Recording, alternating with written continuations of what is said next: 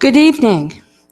My name is Bev Versteeg, and I'm the president of the Ottumwa chapter of League of Women Voters, and I'd like to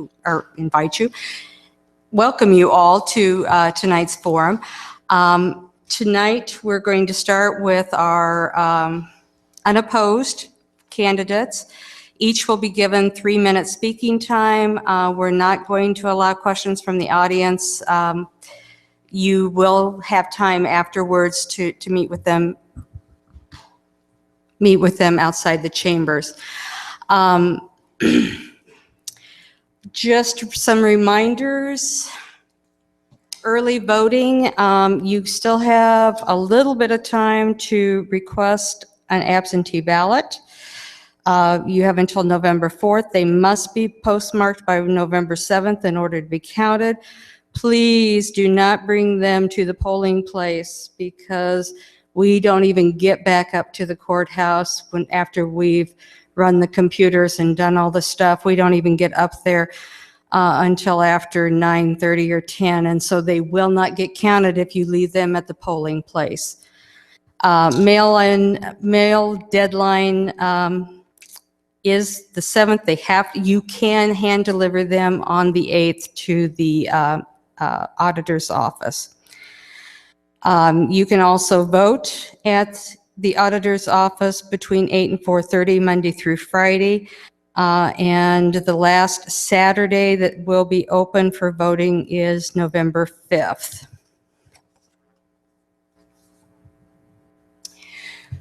If any of you are not registered, we do have some voter registration cards out on the desk in front. I was going to ask if people could do something different this time. I know everybody gets yourself to the polls, you make sure that you get your vote counted, but I'm wondering if, and I know each of the parties call people and do that too, but I'm wondering if we could all start reaching out to maybe a neighbor or somebody that we see in the community or something and just remind them that voting is a very important thing. It is our duty, it is our obligation, it is our right. And we need to continue to vote so that we protect that right. One of the reasons we have the forums is because we want the voters to make informed decisions. And by allowing or having the forums, it gives voters a chance to see and hear each of the candidates. Now, I know a lot of people have already voted, and that's fine, but there's a few people that are probably still going to come out on Tuesday the 8th. So I just want to say that Sonia is going to be doing our moderation. Sarah Sells will be our timekeeper, and Connie Wilson is going to be reading the questions. If you have a question, please go ahead and raise your hand. Roberta is going to be picking up questions. So there are cards out front. Peg Lazio, who's also standing back there, she's got cards. If you need a card, if you need a pen, raise your hand. If you have a card, you have it filled out, raise your hand. We are requesting that you put your name on it so that there's some accountability. So those are the rules, basically. This is a forum, not a debate, so everybody will get a chance to talk. You won't be talked over. You will not talk over anybody. You will have your period of time. If you want to respond to something they say, you can do that, but you still need to answer your question. You'll only be given that amount of time. The other thing that the League of Women Voters promotes is civil discourse. And that is, I'm sorry to say, something that has been missing in the last several months. And so we try very hard. We have these rules for a purpose, and that is so that we can get the most information, the candidates can get the most information out, and questions answered, and we do it in a civil manner. So saying that, I'm going to say that we're ready to go. Okay, we begin with the candidates who have no opposition, and we will start going in alphabetical order with the first for a 3-minute statement. Mary Gaskell for House District 81. Thank you. And yes, I'm unopposed, and I thank you so much for the primary. I had an opponent, and I thank you for your votes for me in that primary election.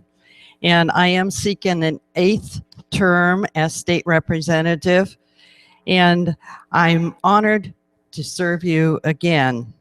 And I ask for your vote in the general election. Just because we're unopposed doesn't mean that we don't deserve some votes. I think I've done a good job in serving constituents here in Wapello County. I've helped a lot of people since the end of session with issues that they've had with getting coverage for Medicaid. So there were people who were kicked off the Medicaid rolls that really deserve to be on. And I've been helping small businesses with getting their funding because they've been held up.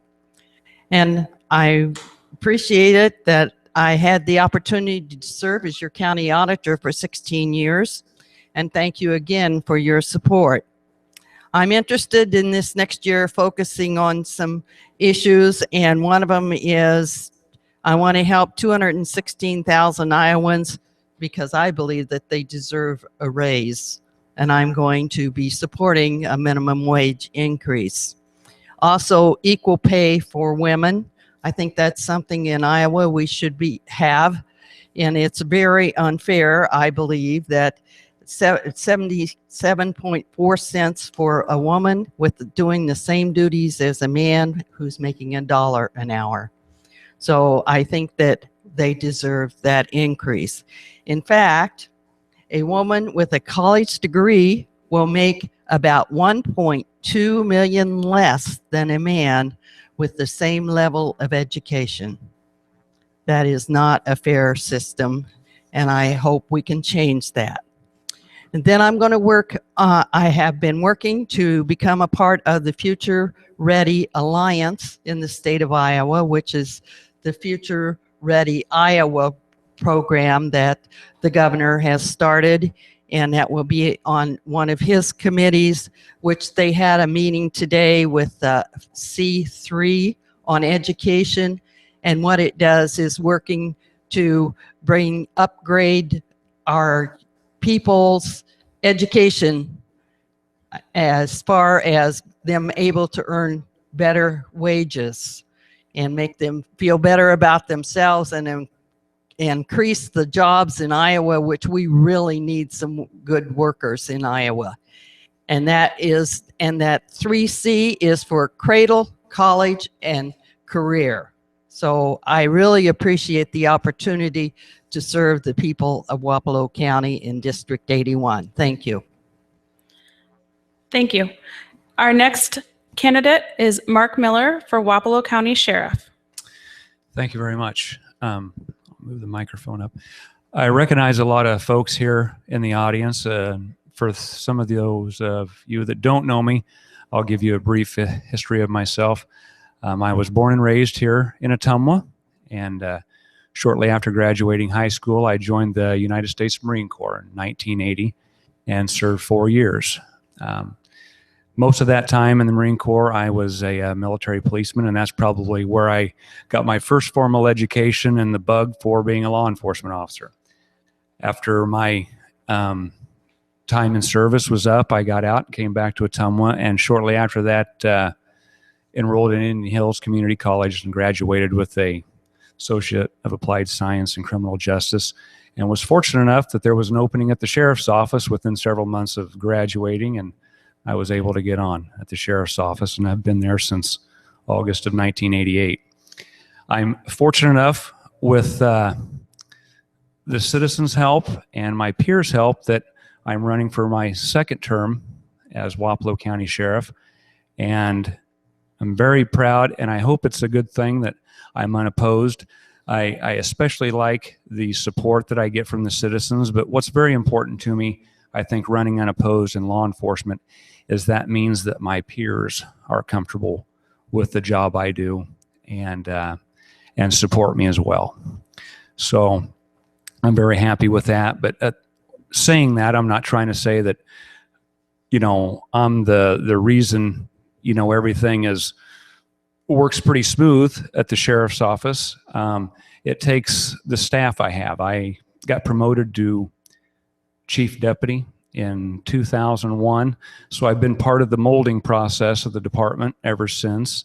And so I put a lot of the people in place, but I think what I've done is I've put a lot of the right people in place. I think we've done a lot of good things. I think the jail staff, a lot of people don't realize sometimes everything that goes into running and managing a sheriff's office. I mean, we're just not cops that patrol county roads. I mean, we have a lot of responsibility, the rest of the time too. We have a huge responsibility to the courts, and the courts keep us busy with many things, from court security to prisoner transport to serving the civil process. So, I mean, it's really, there's just a lot of work to do at a sheriff's office.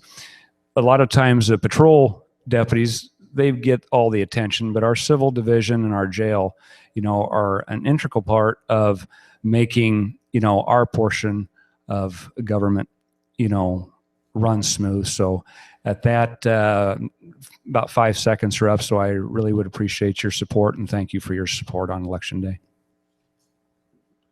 Okay, and finally, we have Ken Rosenboom, who is running for Senate District 40. I apologize.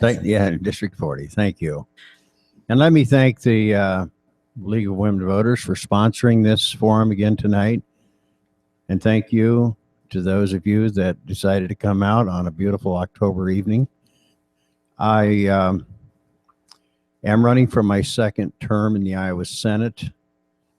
I'm honored to serve there, and I take get some confidence from the fact that I did not have a primary opponent or a general election opponent. I think that's because my values line up rather well with Senate District 40. And by the way, that district starts at the Missouri border, includes all of Appanoose County, all of Monroe County, part of Wapello, 7 townships in the north and west part of the county, all of Mahaska County, and 1 township in Marion County that includes the city of Pella. My committee assignments, I think, rather well dovetail with my experience and my passion. I serve on the Veterans Affairs Committee. I serve on the Appropriations Committee, so and that's the biggest committee in the Senate with 21 senators. We're the ones that try to sort out how we're going to spend $7.5 billion of Iowa taxpayers, along with another $7.5 billion from the federal government. I also serve on the Agriculture Committee and am the ranking member of the Natural Resources and Environment Committee. I have a farm background. I grew up on a farm southeast of Oskaloosa. My brother still farms a family farm, and I'll be out there tomorrow helping him with that. We own some livestock buildings together, and so I'm very active in the farming scene yet. Spent 30 years in ag business with Wake's Feed, which had a location here in Ottumwa for many years. I'm a social conservative, and I'm a fiscal conservative. And I do believe those values dovetail with the voters in District 40. Some of the things that I think we need to look at: Iowa has the slowest growing population in the country. I believe we need to take a look at our a reduction in income tax. We did that a couple years ago for military veterans. We no longer have an income tax for for retired military. I believe we need voter ID requirements. We're hearing a lot about that nowadays, but I absolutely think that's necessary. It's a sacred right that we need to protect. I support school choices. Public schools, private schools, parochial schools, home schools, charter schools, I believe are good. I also support requiring drug testing for state benefits. Time's running out here, but the last and final thing I'm going to mention is the promotion of soil and water conservation practices is my passion, and work hard on that. Thank you for coming, and thank you for support. Okay, we will now transition panels for the Wapello County Auditor race.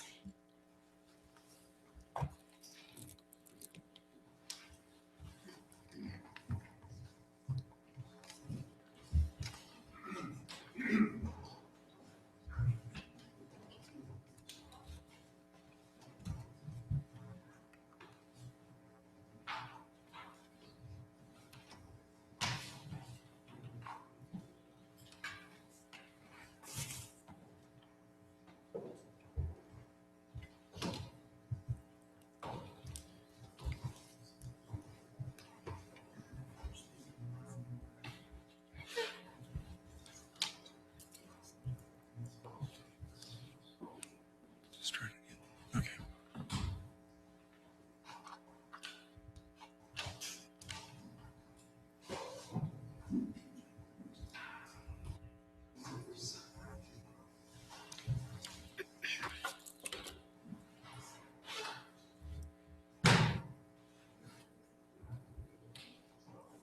Okay, we will begin this portion with a 2-minute opening statement. We have the candidates seated in alphabetical order, and we will begin with candidate Dennis Miller for Wapello County Auditor. Hello, everyone. Thank you for coming out. Always preface everything by why my voice sounds the way it does. Back in '77, I had an auto wreck, caused broken spinal cord, which kept me in the chair. Had a punctured aorta. When they went in to fix that, they cut a vocal cord nerve. So I only have one vocal cord that works. So I'll try to speak up and hope everybody can hear me. But I'm from Wapello County, born and raised. Just went away to college, a few years here and there. Graduated from Indian Hills, also graduated from William Penn with degrees in accounting and business management, which I think would help when it comes time to reconcile the finances and expenditures at the end of the year.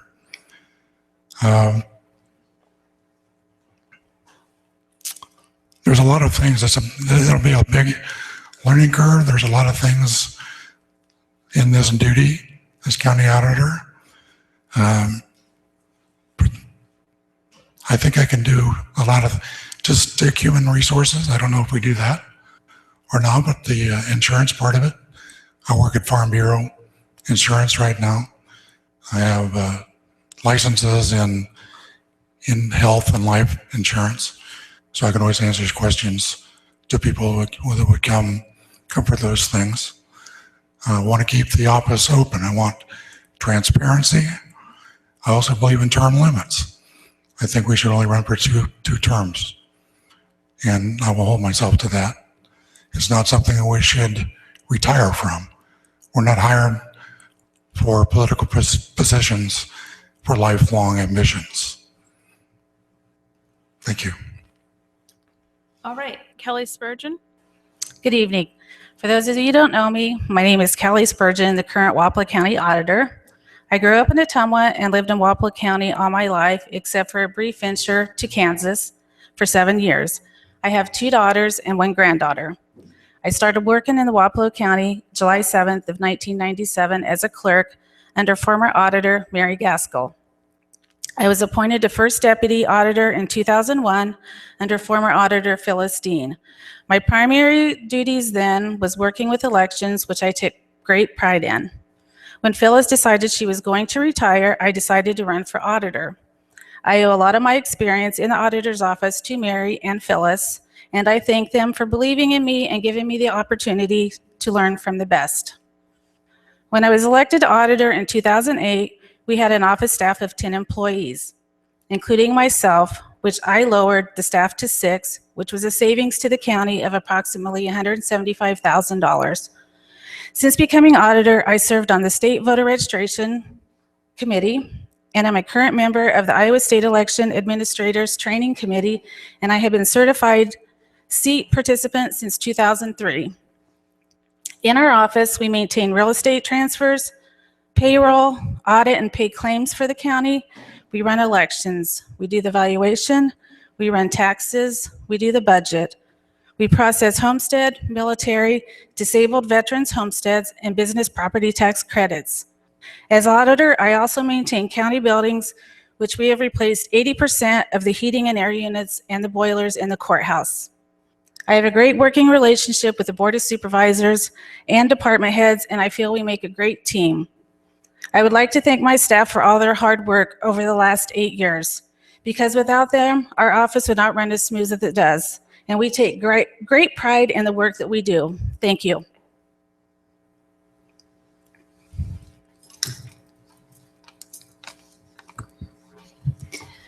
Okay, I have a question. I have actually a couple of questions, and I'll start with Dennis, and then the same question will apply, and I will repeat it for you, Kelly, so you can stay with us. So, what does the Wapello County and state do to maintain security of records, such as prevent hacking to get personal information? Dennis? I'm going to be honest, I don't know.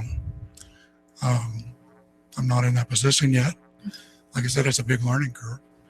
I do know that one of the positions of the auditor is in 1975. The county registrar of voters was set up on the auditor, which maintains the current voter registration lists, make sure everybody's voting can vote, and make sure we don't have any of the living dead going to the polls that they've talked about lately. I'm sure there are different things that are being in place, or the county is, I think, should always be on top of those things. Okay, Kelly, again, I'll repeat it. What does Wapello County and the state do to maintain security of records, such as prevent hacking for people to get the personal information? Well, we have, in our, the county, we have like an ID director who, he does, our computers are safe. Our voter registration system is safe through the state and through our office as well. We do have a statewide voter registration system, which it allows us to, check records through other counties as well as through the state. And I feel that our security system in our office is very well, and we maintain our records very well and keep them confidential when they need to be. Okay, all right, thank you. So this kind of goes along with the ballot, the integrity of the voting. What requirements are in place or should be in place in Wapello County to ensure ballot integrity? And Dennis, I'll start with you. I believe in voter ID. I think that's a big part of it. Anybody that wants an ID can get one. My kids had one when they were 16, so I know it's available for anybody. Even if you don't have a driver's license, it's as simple as going and getting one. You just have to prove who you are. And Kelly? So what requirements are in place or should be in place in Wapello County to ensure ballot integrity? As in voting? As in voting and going to the ballots, and then when the ballots come back and so forth. So the entire process from the voters at the voting station up to when the ballots come to your office. We, of course, run a statewide voter registration system. So when we receive absentee ballots, we check them in there. That allows us to check to see if somebody has registered to vote in a different county. And if they have, and they have a ballot out there, we would contact that county and let them know that they've registered and requested a ballot in Wapello County. So at that time, they would remove the ballot from that county, and then they would only be allowed to vote once in the state of Iowa. And when we receive those ballots, we get them prepared, mail them out, we receive them back, we store them in our vault in locked filing cabinets. So they're secure up until the time that the day before election is when they start opening those ballots, and we don't start counting them until election night. Very good. I believe that those are all the questions that we have for both of you. So, Okay, then we will have a 1-minute closing statement, and we will begin with Kelly Spurgeon.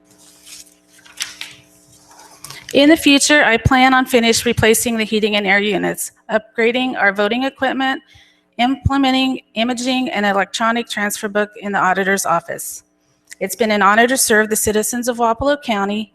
I'm asking for your vote on November 8th to allow me the privilege of continuing to serve you and use my experience of 19 years in the years ahead. Thank you. Dennis Miller. I'm sure Kelly has done a very good job, and we all thank her for that. As auditor, you're also the custodian of the courthouse.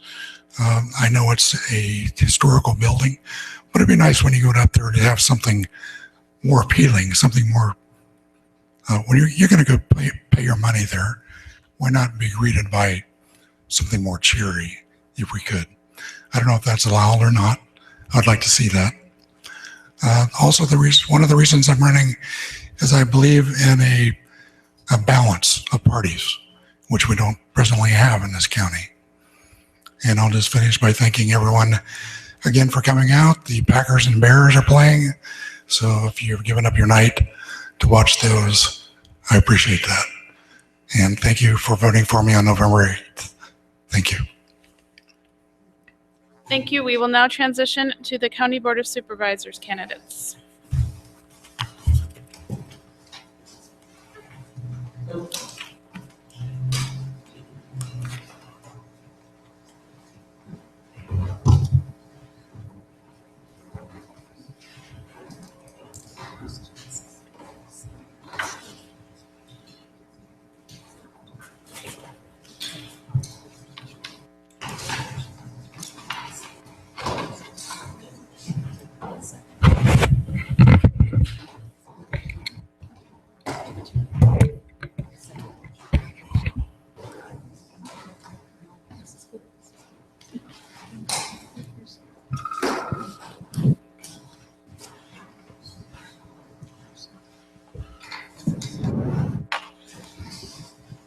We'll stay. Okay.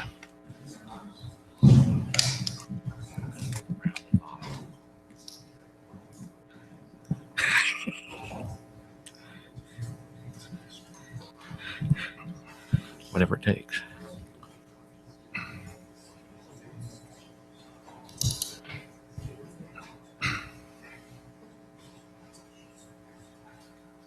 All right, we will now hear from the candidates for the Wapello County Board of Supervisors. We will do these in alphabetical order, beginning with a 2-minute opening statement. Our first candidate is Mike Grooms. Good evening.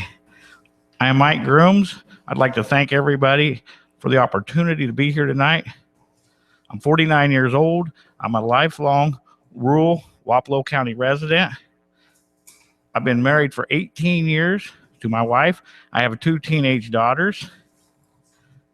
I have worked in the construction business my whole life. I worked for Grooms and Company while they were in business, and I left them 16 years ago to start my own business. I've owned 2 small businesses since, Mike's Custom Construction and Foam Pro. I'm proud to carry on the family tradition and the construction, which has been in this area for over 130 years. I feel my biggest asset I'm bringing to the table is being a resident of rural Wapello County, being a small business owner, and the ability to work with all types of people. There hasn't been a county supervisor who's lived in a rural area elected for many years, which I think is important since the county supervisor mostly represents the rural residents. I would like to work on some issues if I'm elected as county supervisor. Some of those issues would be county road maintenance, tax incentives for new businesses, personal safety of the residents. And I would also like to look at new planning for Wapello County in coordination with the city of Ottumwa. I would like to see a 10-year plan, a 20-year plan, something in writing. And I'd also like to build a better working relationship between the Board of Supervisors and the Ottumwa City Council. Thank you. Brian Morgan. Thank you. Thank you to the league. I am Brian Morgan, lifelong resident of Wapello County. Been married for 13 years. My wife, Jill. We have 3 kids, 2 girls, 11 and 9, and a boy that is 8. I served 4 years on Ottumwa City Council from 2010 to 2013. One thing I really took away from those 4 years was working as a group, and not even just with the other council people, but the different department heads. In that time, we put as much money into infrastructure in our 4 years as the previous 10 combined. So a lot of the road work that was done in Ottumwa over the last few years, we made that a point. We went and talked to a lot of different people, even went to the high school and talked to teenage kids as we talk about wanting to retain the youth in the town. And it was amazing. You could tell the kids that really were starting to drive, because that was one of their biggest complaints with Ottumwa was the road. So we looked at that as being one of our main keys. So we really focused on that. So I have the budgeting background to work with people across all walks and to get things done the way we need to in Wapello County. I still serve on the Parks Board here in Ottumwa. I was the chair of the Oktoberfest committee this year, been on that for 3 years, was proud of the work we did in Wapello County and all southern Iowa this year with welcoming everyone to Ragbri, which I served as a co-chair on in that. I'm proud to be from Wapello County. I try to show it by helping out, being around, and being active in the community, not just at Ottumwa, but being at things like the Rib Cook-Off in Eldon, where I've been blessed to be asked to judge that for the last 5 years. It's always an honor. And helping with Main Street things like upstairs downtown and the history walk, things of that nature. So I'm embedded in the community. I want to see Wapello County grow, because with my 3 kids, I want to see them here for a long time. Okay, we have several questions from the audience, and I'll let you know who the author of the question was. We'll start with Mike, and then we're just going to transfer back and forth. So Brian, the next one, you're going to get 2 questions in a row, so I'll be ready. All right, so supervisors, this is from Jim Carnahan. In 2016, Wapello County reassessed the properties for most residents. In 2017, September 2017, the county could see an increase or decrease in income. What are you prepared to do in either scenario? And I'll repeat it one more time. In 2016, Wapello County reassessed the properties for most residents. In 2017, September, the county could see an increase or decrease in income. What are you prepared to do in either scenario? Mike?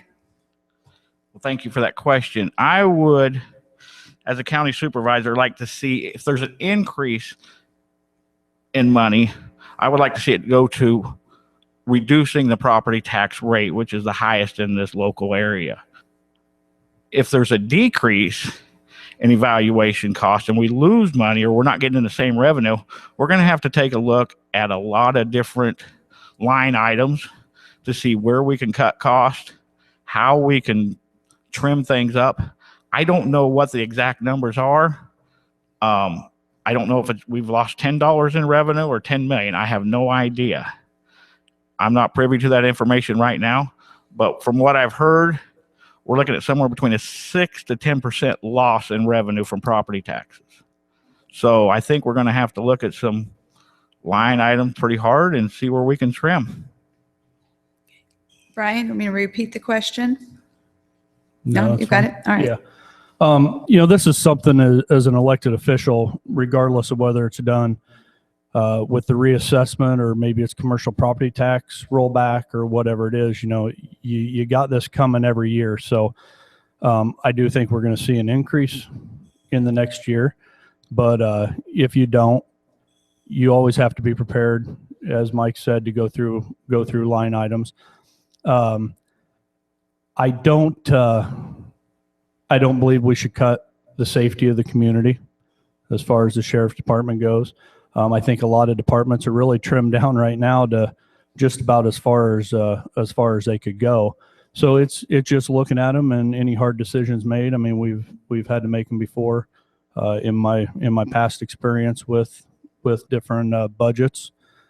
If there is an increase with it, I think we look at filtering that money into different programs like property tax relief, economic development, infrastructure needs, public safety. So you can never have too much money. Trust me, we can find something to do with it. Fair enough. So Mike, this will come back to you again. So this is from Donna Garber. How will you work towards getting a mental health facility south of I-80? This is part of the state that is in a desperate situation with no place to help Iowans with the diseases of mental health and addictions that need in-house care. How would you address that? I have some Oh, personal. I'm sorry. I said Mike, and I apologize. It's Brian. I apologize. Thanks.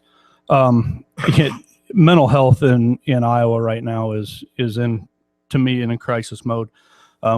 With things being regionalized now in our region with Appaloosa, Monroe County, and I believe Davis County with it, we carry a pretty hefty tax levy for mental health, but a lot of that's really going to have to be done with partnering with the state government to help with funding on those issues. So I guess how would I work with getting it down here? I'd work through our mental health, Jennifer Vitko, through her, and then help lobby with people in the state legislature, senators, and representative to help get funding for mental health things in down here south of 80, as they say, because with Mount Pleasant, Clarinda closing, we're in desperate need, and there is a lot of people, especially military personnel, coming back with PTSD and different things with it, that it is in desperate need.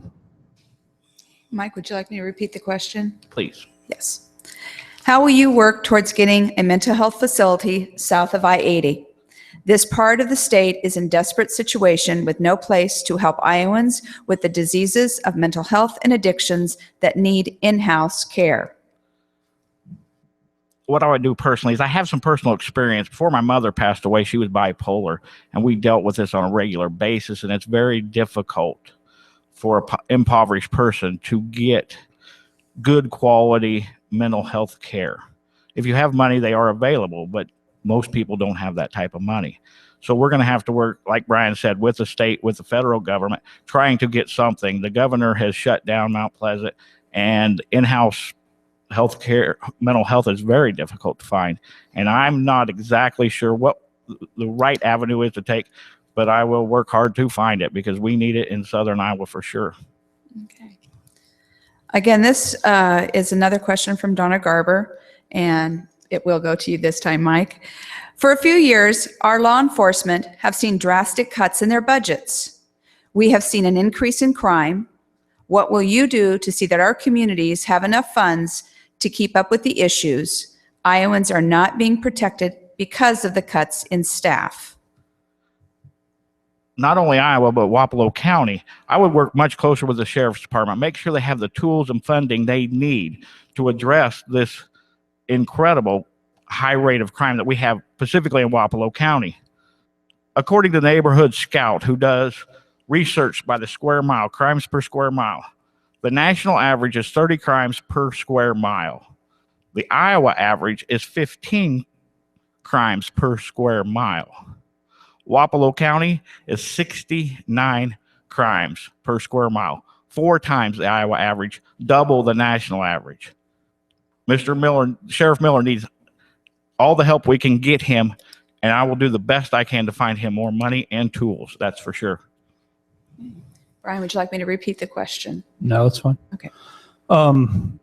Through my time on council, and I'm sorry to keep bringing that up, but I think it is a very important point that I make, that we have dealt with this before, and I'm very proud to say that we maintain a full strength police and fire department through my time on the council, and I'll continue to work with Sheriff Miller on that. We are going to have a little influx and some taxes coming in, and I think that definitely could lend itself to hiring at least a couple officers. I think they're working, and some of the things they're doing with working with Eldon and Blakesburg and signing some agreements with them. And do I agree that they have to take on more work to get another person? No, I don't. But I'm grateful for everything that Mark's done to help get those people back in. And as my history shows, we'll do everything we can to make sure they have the a full staff sheriff and jail. I mean, we have one of the busiest jails in the state, and I think that's something that goes unnoticed sometimes as well. So we need to make sure that those people that's inside those walls every day too are protected by making sure there's enough people there also. This one is from Supervisor Steve Siegel. What is your position on the minimum wage ordinance recently passed by Wapello County Board of Supervisors? And Brian, it's your turn. When did they do this? It's a joke. We can laugh. Not going there. Well, I think 9 years. I think it's definitely time to do something. I would have personally liked to have seen it go into effect in July to give the state a little more of an incentive to do something. I mean, going in January, I think it's going to be right there at their doorstep. They're going to have to. So I do commend the supervisors for taking this on. I would like to have seen it pulled back a little bit and kind of go through maybe some committees and things along those lines. And it'll be interesting to see what Ottumwa, Eldon, Agency, other towns do. So I'm not opposed to it. I would like to see it done at the state level.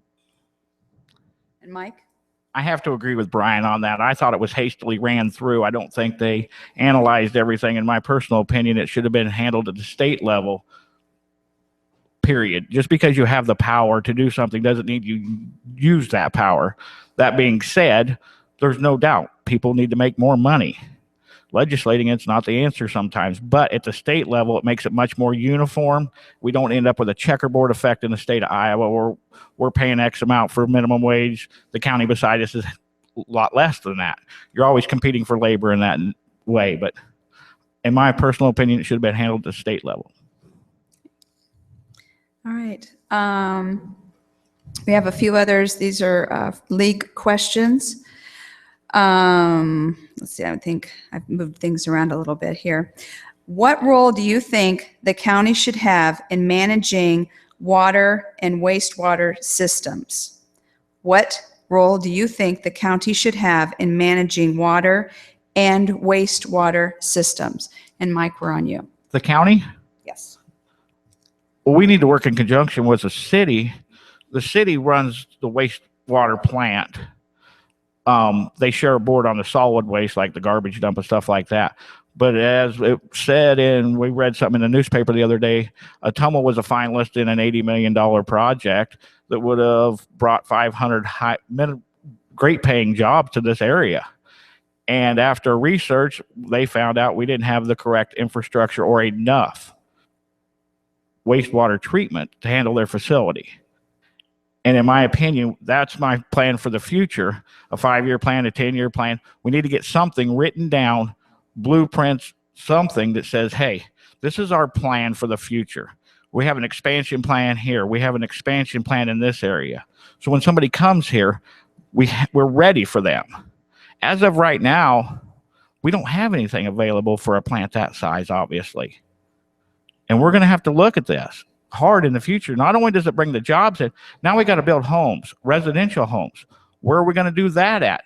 Is the city willing to help foot the bill for putting in infrastructure for a residential facility? Those all need to be worked out, and I'm willing to do it, and that is my background. Brian, would you like me to repeat the question? No. Okay. Actually, that last report wasn't 100% accurate either on that as well. But we have dealt with the wastewater facility. It is a multi-million-dollar operation down there, and there ain't a thing with it that goes cheap. For the county to put money into the wastewater plant, I don't know how responsible that would be for the county. It is a city-ran entity. If it comes down to an economic development tool, then I think the county would be more than happy to work with the city to try to, there's certain areas as well that maybe you don't actually grow and do things with the wastewater treatment facility here, but maybe when the place comes in, maybe you help them with incentives to put in their own treatment facility, which a lot of places are actually doing now. And this one that actually had come up, that's one of the things that they were looking at possibly doing, was actually putting their own in. So, All right, very good. The other one also has to do with the water systems. Some counties in Iowa mandate an agricultural buffer area, the whole zone for the water. Do you support this? Could you support this? So mandating agricultural buffer Runoff. zones going into the waterway system. So Brian. well, I think that's something that, again, you need to start working with state and federal leaders as well on that. Do I believe that something needs done with water quality in Iowa? Absolutely.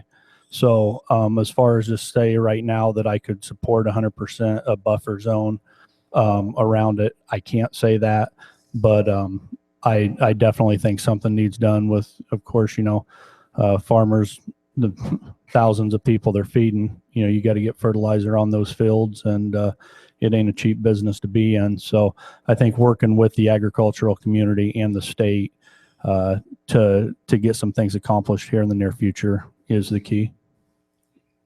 Mike, would you like me to repeat the question? Please. Yes. So some counties in Iowa mandate an agricultural buffer zone. Do you support this, or could you support agricultural buffer zones for the waterways? I could, if it's an erosion issue. What Ottumwa faces and some downstream towns face with water treatment isn't erosion problem. It's a nitrate issue.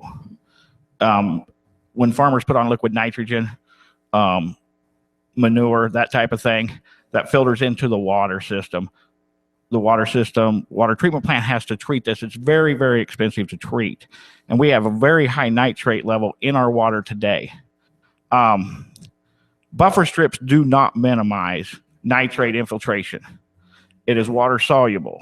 The only way we can do it is with reverse osmosis, some algae treatments, that kind of thing. I would support buffer strips for erosion purposes, but that doesn't get us away from the most expensive part of it, and that's the treatment of nitrates in the water. You're going to hear about it federally and on the local level.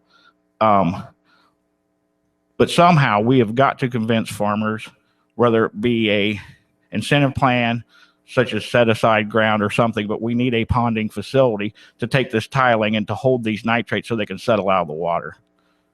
But I would be open to anything that helps. Very good. Are there any other questions? Okay. All right, we will go to our closing statements. These will be a total of 1 minute in length, and we will begin with Brian Morgan. Again, thank you for allowing us to be here tonight. It's always a pleasure. I spent a lot of time around local government.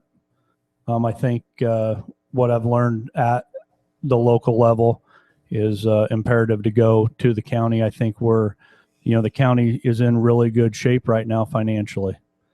I think the supervisors right now do a good job with managing their finances.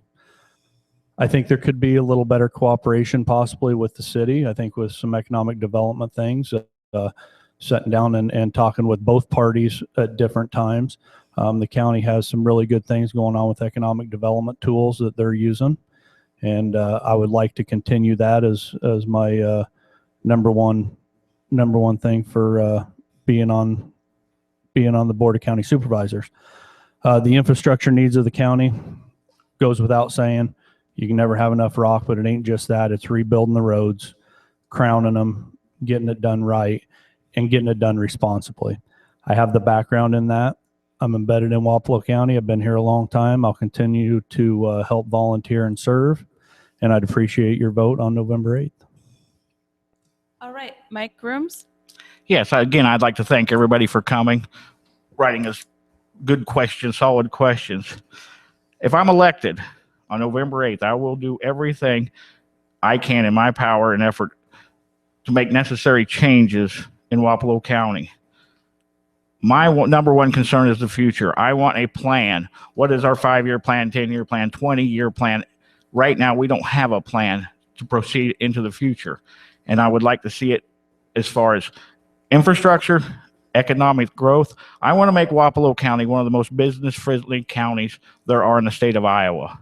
Now, if we have to do that by reducing taxes, whatever it takes, we need to be business-friendly. If we're business-friendly and these businesses have to compete for labor, that's going to increase wages. By increasing wages, we increase a lot of other things. So on November 8th, we have an opportunity to make a change, and I would appreciate your vote. Thank you. Thank you. We will now transition to the House District 80 candidates.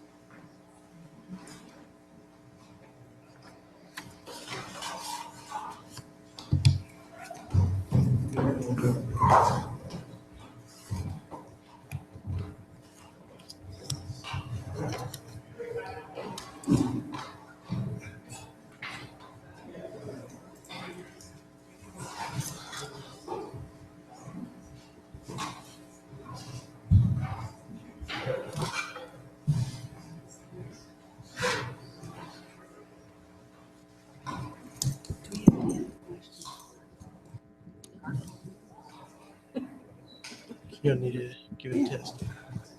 All right. Yeah.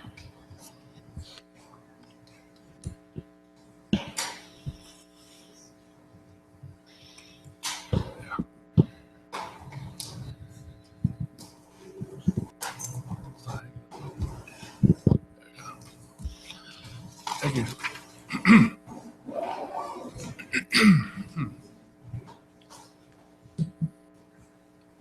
All right, for our final panel, we have the House candidates for District 80.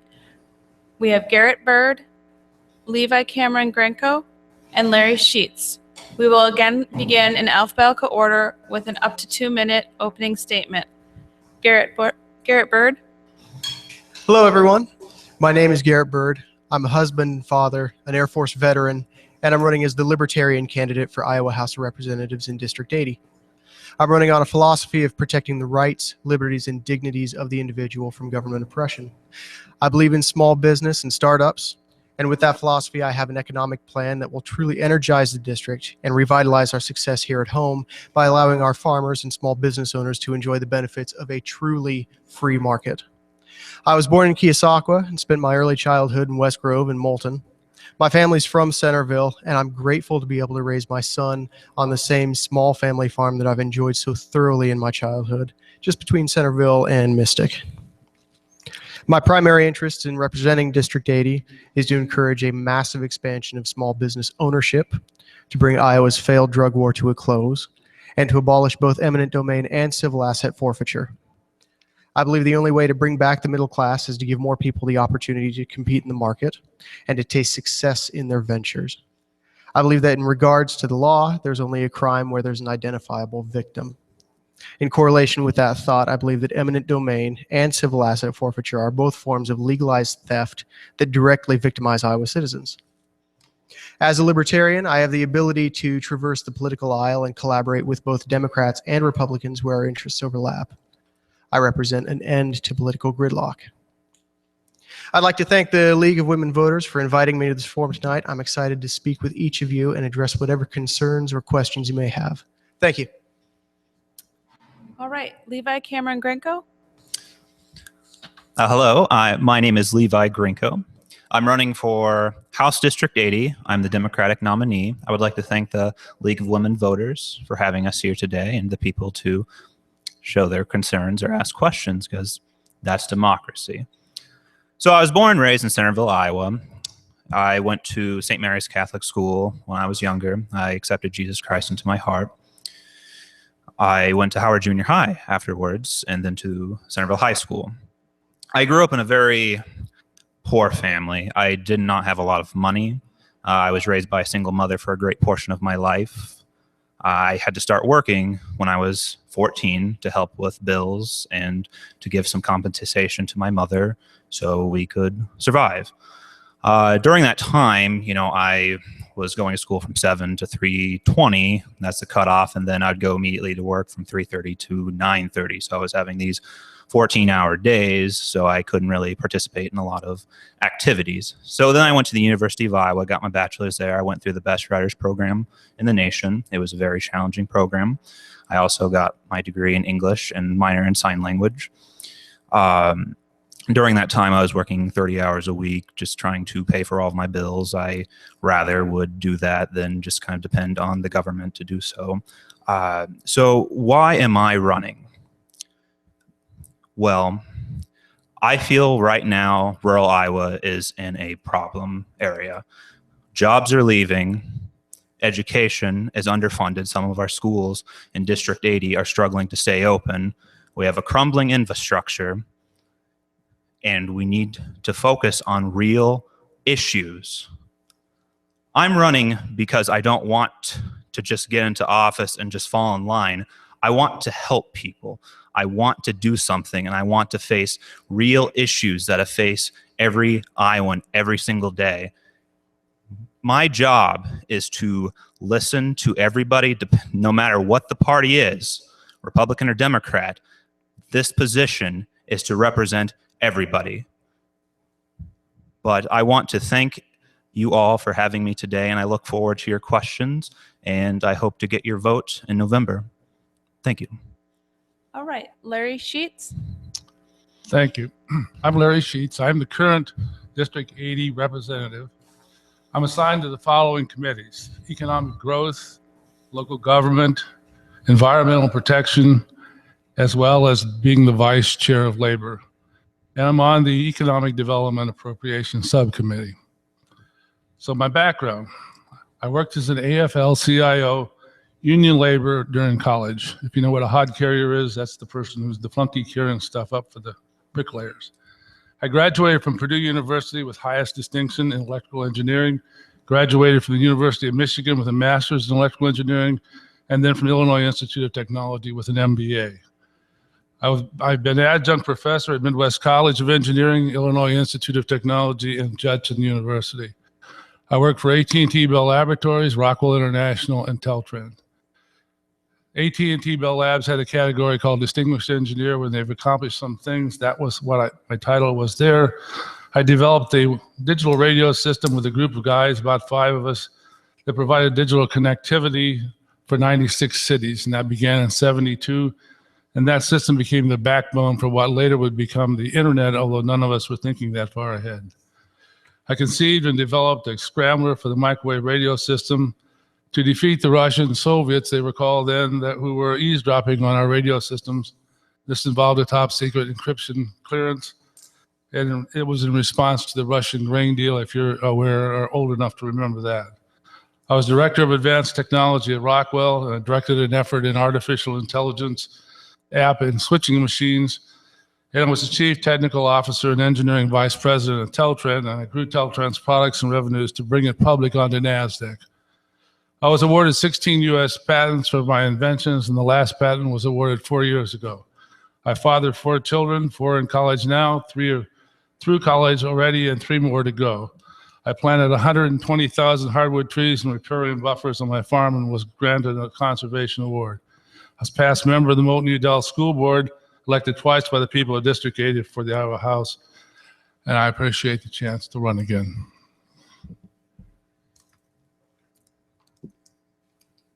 All right. So you'll hear some of these questions that you've had before, but it applies to all of you. So Larry, I'm going to start with you. This comes back to the mental health facilities. How will you work towards getting mental health facilities south of I-80?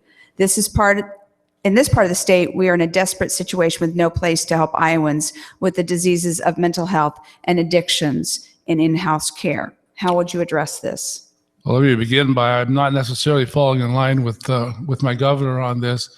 Ken Rosenboom and I were both elected after this 2012 decision to regionalize mental health. I speak for Ken. I know his position too. We don't agree with that decision.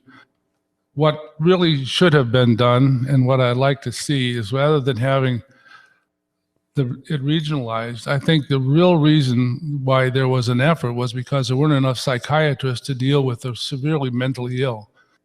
And that part of it should have been regionalized, but the individual counties were doing a very good job compared to what's happening now. I agree that we have a crisis situation in mental health, but I think it could be reversed. I think that the issues that happened, and I was told as I came in, was that those counties that had done a very good job of taking care of their finances for mental health, they were penalized. And those counties that didn't do a very good job, they benefited from the good work of the other counties. So I think a lot of that, I am trying and will try to get back to the counties, because I don't think everything belongs in a region.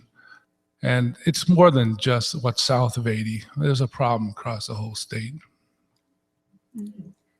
Levi, would you like me to repeat the question? Sure. Yes. How will you work towards getting a mental health facility south of I-80?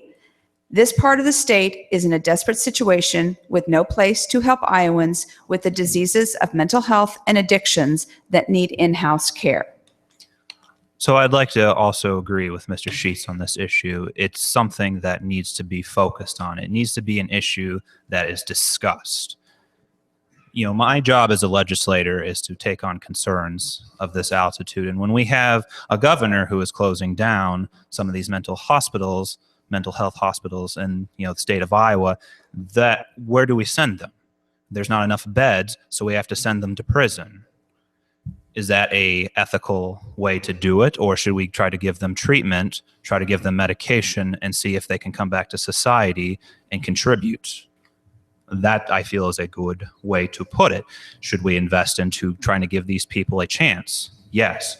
Will all of them fall into line with that and be able to do that? Probably not. But we should at least take a chance in doing so and investing into mental health hospitals, trying to give them beds, but also on top of that, to try to help these people, give them proper medication to see if they can contribute to society and help as a whole. Good. Garrett, would you like me to repeat the question? No, thank you. Okay. So my first thought in regards to this is that government oversight got us into this predicament. And I don't believe that more government oversight will make any positive difference. I think what we need to do is to offer better incentive for mental health professionals to have the resources available to do their job. I think that we could do a lot by offering the facilities the government has shut down to private mental health professionals. These people are highly trained, and they deserve the opportunity to use the resources that the government has laid aside and put to waste. Thank you. And Garrett, I'll start with you. Sure. For a few years, our law enforcement have seen drastic cuts in their budgets. We have seen an increase in crime. What will you do to see that our communities have enough funds to keep up with the issues? Iowans are not being protected because of cuts in the staff.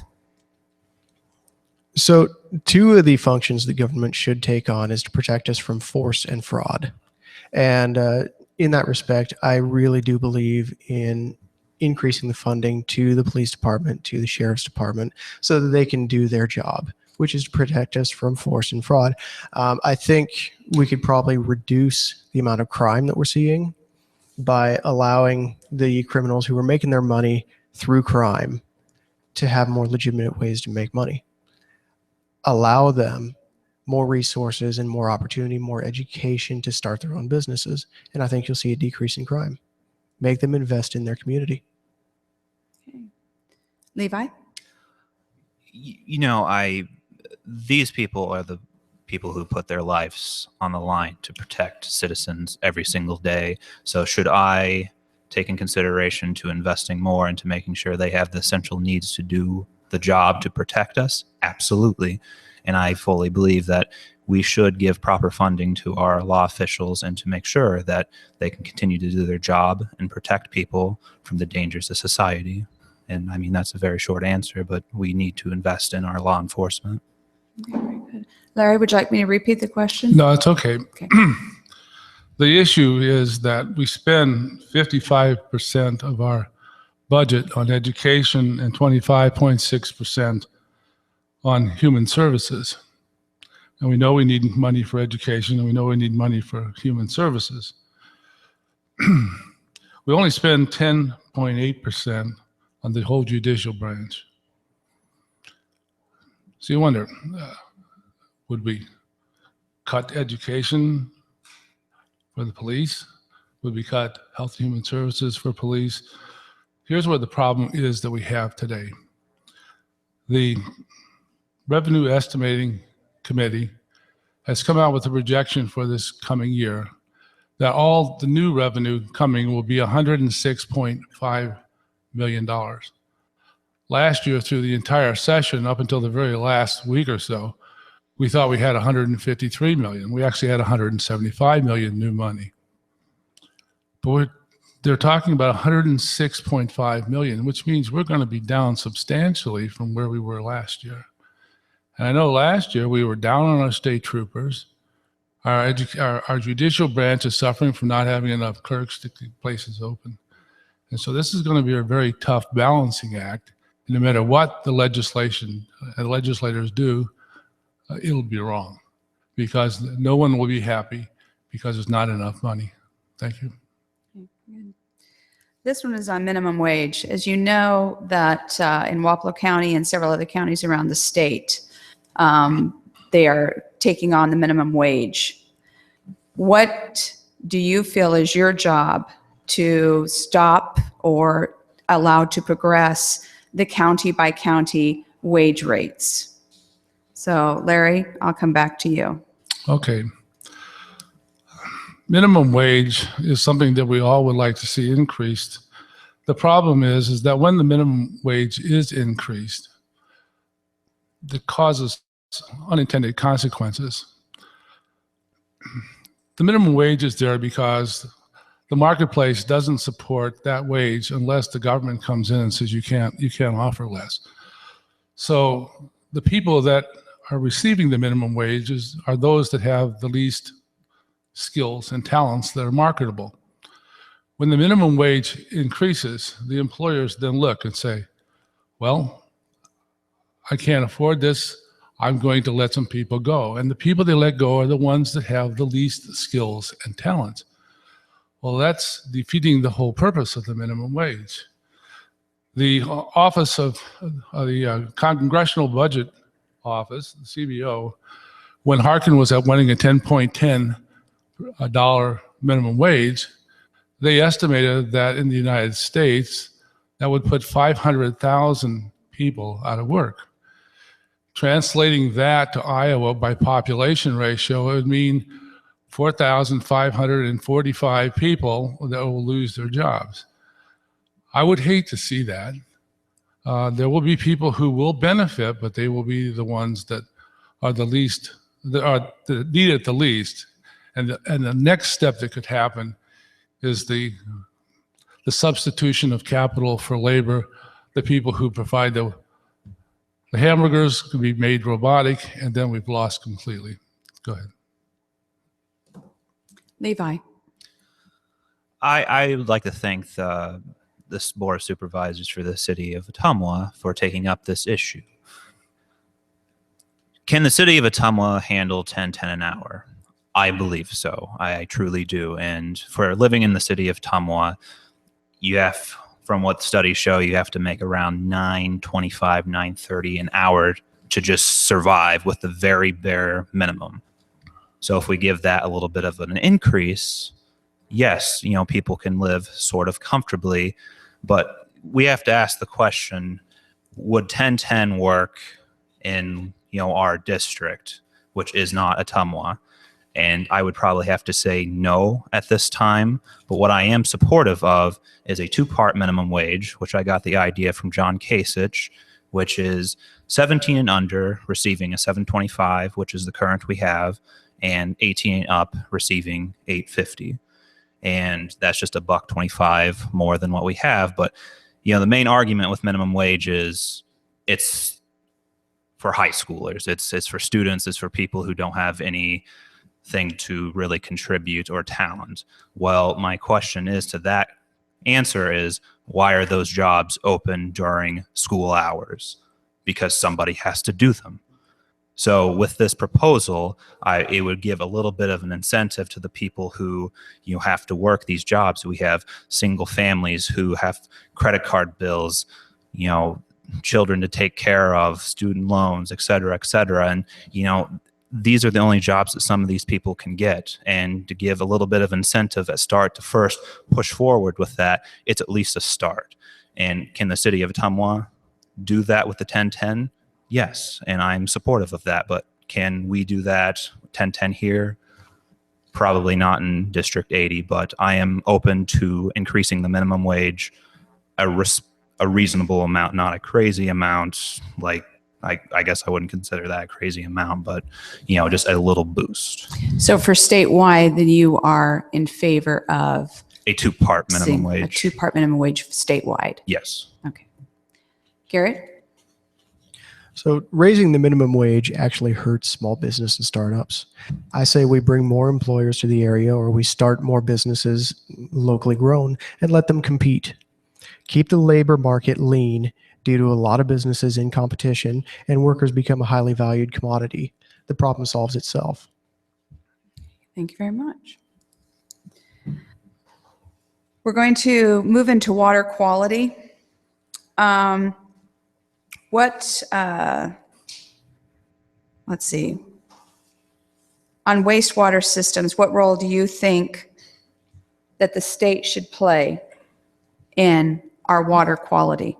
That's a huge issue right now. So where do you see the state in mandating, regulating, legislating water quality in the state of Iowa? Garrett?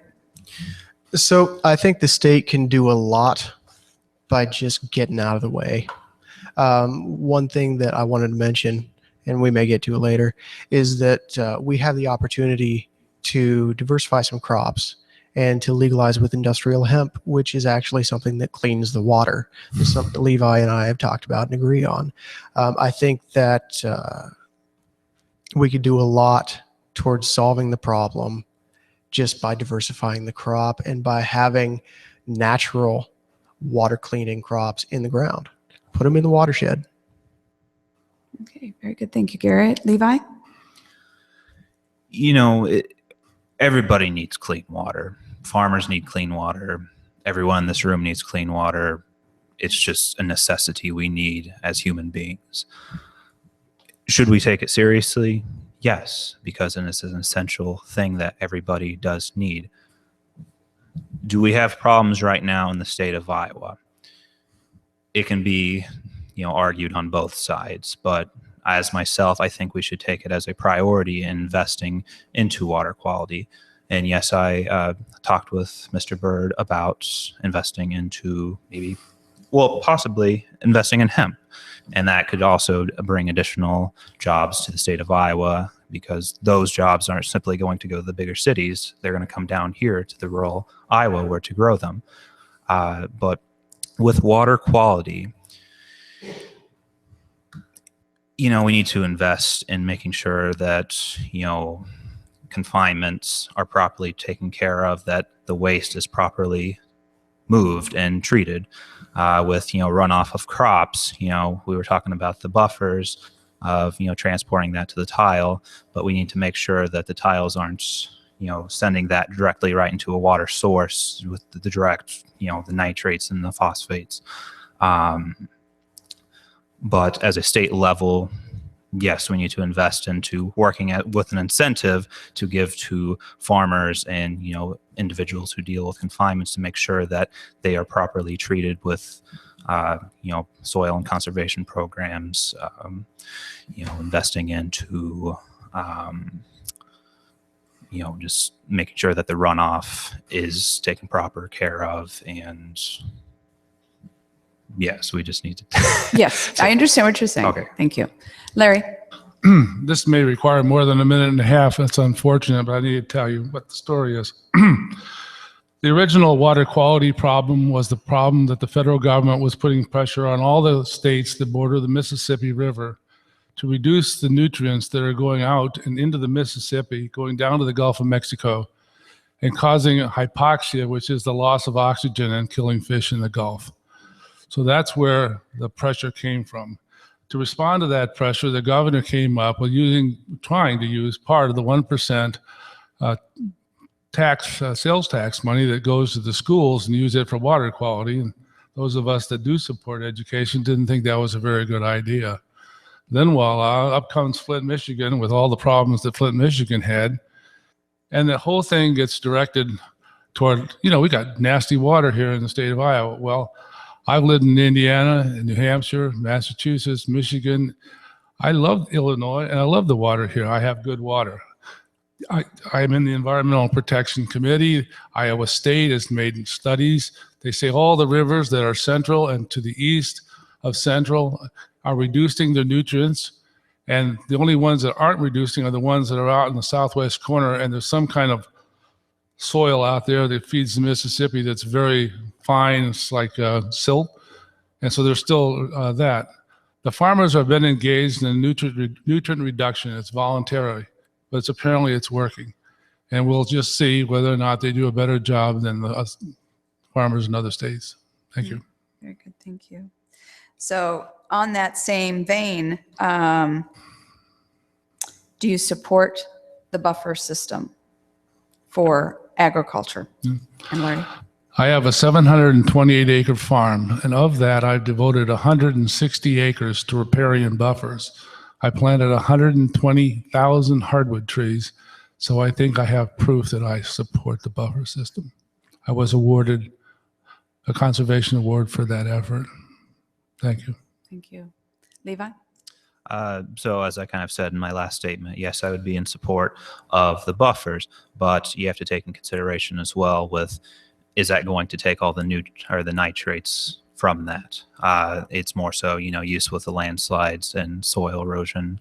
But yes, I am supportive of it. I know local farmers who take pride in their buffers, but yes, I would be in support of it.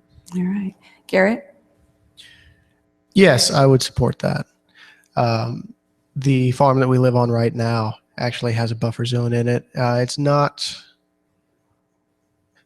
It would be considered a watershed buffer.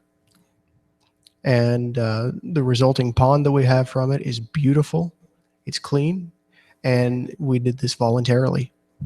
I think as long as there is that voluntary choice, it's a beautiful thing.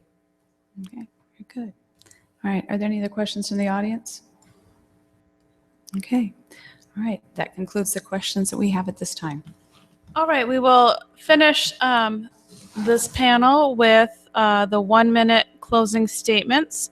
And just to mix it up a little, I think we will start with Levi. Okay, I would like to thank everyone for having me here today and, responding to your questions and concerns that, us three, would have to take on in this position. I'm running for House District 80 to help people. I want to be a very open-minded individual, taking in the ideas of both Republicans and Democrats to do what I can to bring the best interest here to rural Iowa. I have the fire and the passion to stand up and try to defend us from very dangerous bills at the Capitol. It does not matter what party is trying to propose them. If it is going to impose stealing money away from us or taking something away, I'm going to stand up and give my 2 cents on the issue. But I'll end it there. Thank you. All right, Larry? My 100-year-old mother once told me not to ask for money or to speak about myself. And in politics, I have to violate her rules.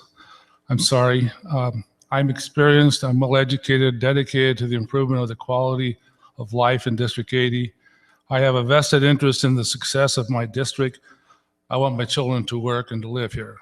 I'm not interested in a career in politics. I've already accomplished my personal goals. I'm working for certain specific reasons to enable the citizens of District 80 to achieve their goals. I'm working to preserve small and rural schools so that each town and city can express its character and pride in parades, festivals, sporting events created by those schools. I insist on personal responsibility for budgeting and prevent the need for cuts in services caused by bureaucratic waste. I work toward reducing the burdens on taxpayers so that the quality of life we now have will be passed on to our children. I work to promote the sanctity of human life so that our government doesn't consider us or our children a simple renewable resource. I work to preserve and protect our constitutional amendments and the principles expressed in the Declaration of Independence so that we can all experience freedom and dignity. And lastly, I'm striving for the creation and preservation of quality jobs in Southeast Iowa so that our children and grandchildren won't have to leave Iowa to make a decent living. I thank you very much for this opportunity. Thank you. Garrett? I'd like to thank the League of Women Voters for inviting me out to this event tonight. I'm hoping to raise the quality of life for the citizens of Iowa by allowing them to be masters of their own destiny. I'm asking for your vote to empower me to do so. Let's do great things together.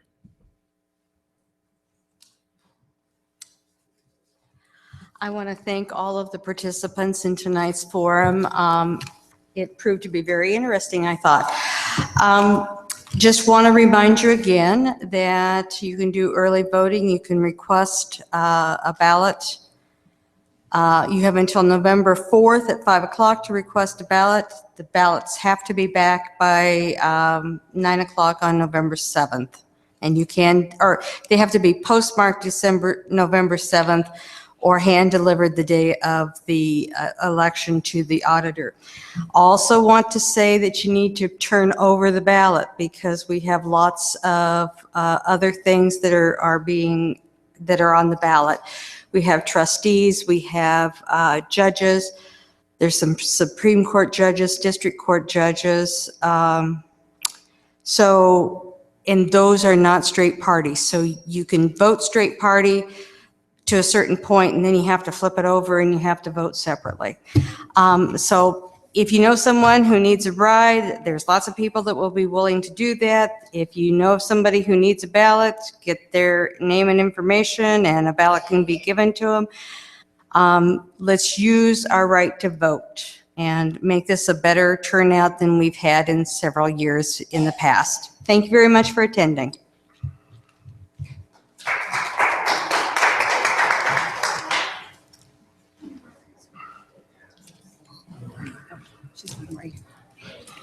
Take her notes so I can type them in what questions.